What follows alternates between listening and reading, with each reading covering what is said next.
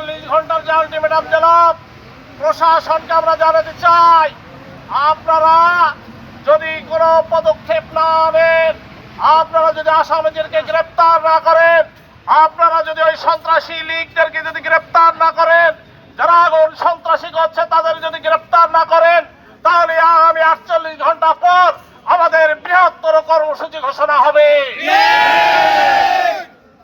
আমরা স্পষ্ট ভাষায় বলতে চাই, প্রশাসন যদি সুযোগ না দেয়, কোনদিন এই সন্ত্রাসী লীগ মিছিল এখানে করতে পারে না।